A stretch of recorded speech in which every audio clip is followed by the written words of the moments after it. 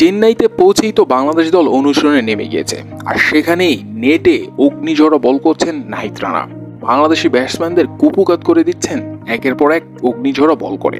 আর নাহিদ রানার এই বোলিংটা আবার পাখির চোখ করে দেখছেন পিছন থেকে চেন্নাইয়েরই ঘরোয়া লিগের ফাস্ট বোলাররা।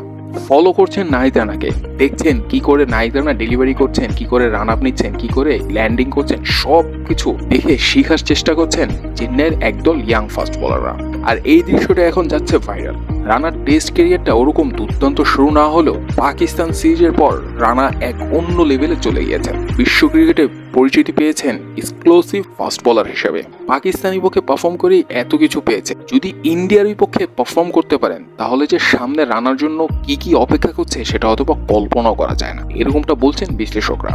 বিশ্লেষকরা বলছেন যে রানার উপর একটা বাড়তি চাপ থাকবে, কেননা রানার প্রতি এক্সপেকটেশন বেড়ে গিয়েছে ভক্তদের। একদল নিন্দুকেরা তো বসে আছে রানার সমালোচক করার জন্য। যদি এই সিরিজে রানা ফ্লপ যান বা পারফর্ম করতে না পারে তাহলে তো নিন্দুকেরা বলা শুরু করবে যে এক সিরিজের জন্য ঝড়ে বকে পারফর্ম হয়ে গিয়েছে রানার কাছ থেকে। আর যদি রানার ধারাবাহিকতা বজায় রেখে পারফর্ম করতে পারে তাহলে বিশ্ব ক্রিকেটে আরো এক ধাপ এগিয়ে যাবেন নাহিদ রানা, আর নিন্দুকের মুখটাও চুপ হয়ে থাকবে।